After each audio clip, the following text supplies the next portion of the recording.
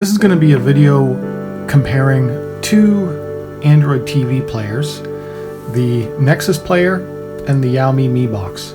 The Nexus player came out a couple of years ago and was one of the first devices fully supported by Google as part of their Nexus program to run the Android TV operating system. A couple of unique things with Android TV is the actual interface is very nice. So you get this type of interface on your TV, much better than any normal Android box that you get from China. As well as they fully support Google Play, and they also support Google Cast built in. So it's essentially a Chromecast. And the Nexus player has since discontinued and they don't make it anymore. A replacement for that has become the Xiaomi Mi Box. A couple of updates. It's supposed to be more powerful and it can do 4K and also supports HDR. This is not available in Canada, but it is available from Walmart in the USA. So it comes with a bunch of US offers for extra content, as well as a very similar Android TV interface with a couple of small updates. Spec-wise, it is supposed to be more powerful. It also has Google Chromecast and Google Voice Search built in.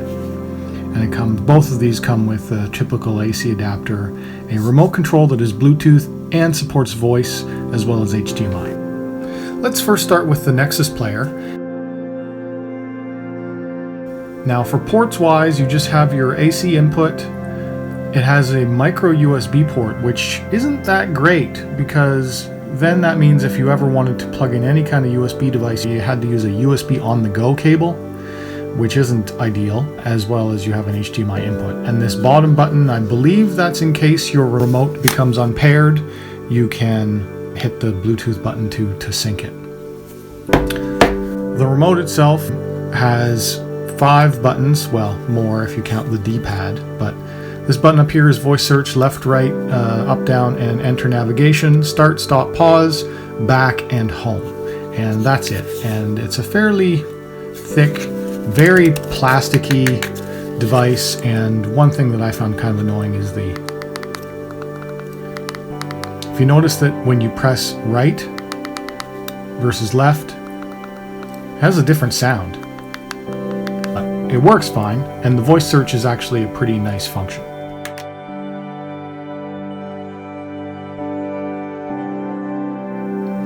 In comparison, the Mi Box is physically quite a bit smaller than the Nexus player, as it is a couple of years newer, 2 or 3 years newer technology-wise.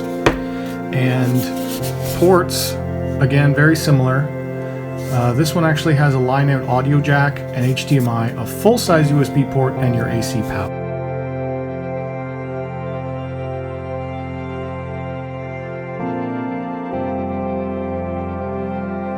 Again, it also runs on Bluetooth, and remote control-wise, the remote control is a little bit longer than the Nexus,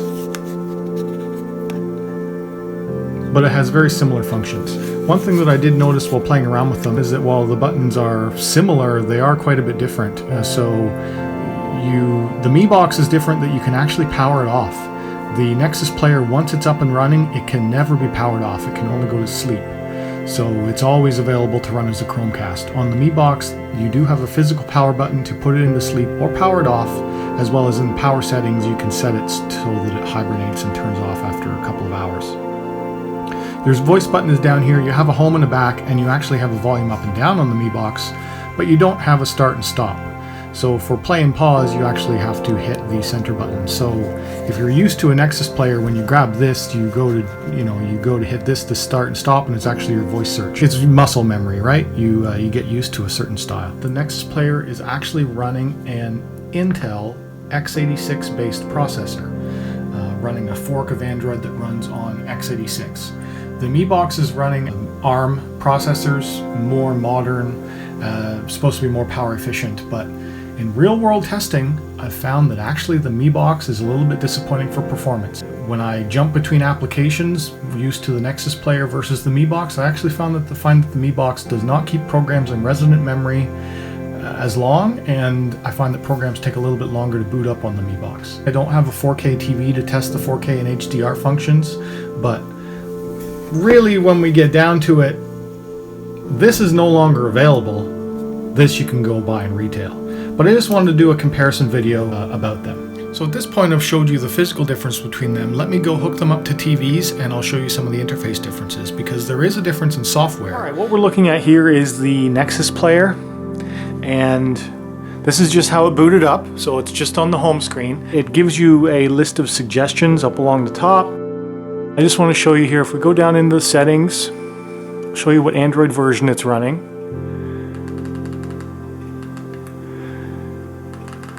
So it's a Nexus player and it's running version 7.1.1. Also running the very latest Android security patch, January 5th, 2017. So that's one huge benefit of the Nexus program, is that it keeps it up to date.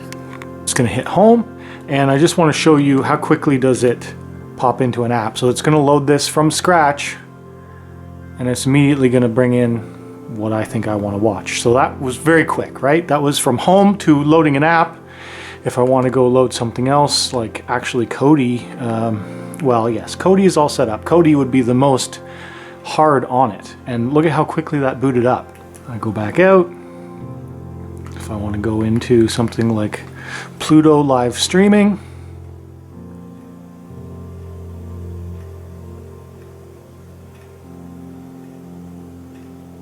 it's just my internet is kind of slow, but the applications themselves load pretty quick. And now that's streaming video off of the internet. And I've jumped through 3 apps, and now if I want to go back to YouTube, it did a fairly quick reload. And now if I want to jump out, go back to Pluto. Pluto was still in resident memory. Now I'm going to jump back, go back to YouTube. And YouTube did a very quick reload. Let me show you an example of doing that same kind of flow with the Mi Box. Alright, now I have the Mi Box hooked up, and very similar interface. It's also, you know, showing me these very similar recommendations. Let me just go down into settings, and again I want to show you the interface is a little bit different because it's older. So if we go into about, so it's running version 6.01, Android's patch October 1st, 2016, a little bit older. And now, speed-wise, let me just show you here. So we'll go into, first of all, the interface is a little bit different. All of the premium apps are up here in the top area where you cannot move those out of there, I don't believe, but that's a minor difference. So let's just go into YouTube.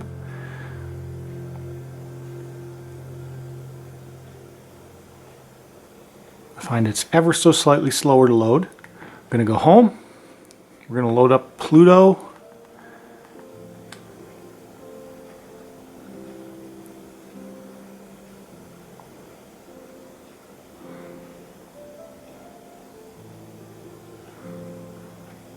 Okay, streaming from Pluto. Now we'll go home. Go back to YouTube.